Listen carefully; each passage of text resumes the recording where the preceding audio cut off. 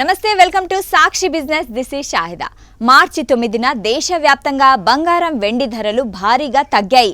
ఇటీవల పెరిగిన ధరల నేపథ్యంలో పెట్టుబడిదారులు లాభాల బుకింగ్ చేయడం అలాగే అమెరికన్ డాలర్లు బలపడడం వంటి కారణాల వల్ల ఈ పతనం నమోదైనట్లు మార్కెట్ నిపుణులు చెబుతున్నారు.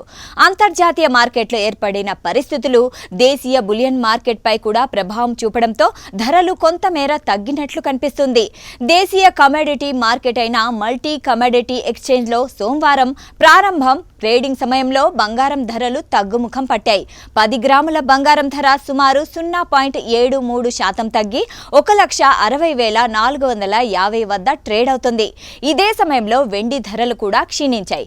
వెండి ధర 1.11% పడిపోయి కిలోకు 2,65,301 వద్ద ట్రేడ్ అవుతుంది. ఇటీవల భారీగా పెరిగిన ధరల తరువాత వచ్చిన ఈ తగ్గుదల మార్కెట్లో సహజ సవరణగా భావిస్తున్నారు. ఇక దేశంలోని ప్రధాన బులియన్ మార్కెట్లలో ఒకటైన హైదరాబాద్ లో బంగారం ధరలు భారీగా తగ్గాయి.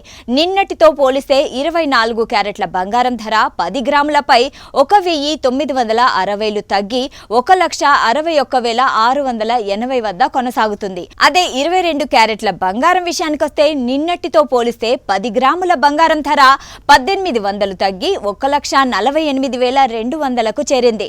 18 క్యారెట్ల పుత్తడి విషయానికొస్తే నిన్నటితో పోలిస్తే 10 గ్రాముల ధర 1,470 తగ్గింది. దీంతో ప్రస్తుతం 1,21,260లకు తగ్గింది.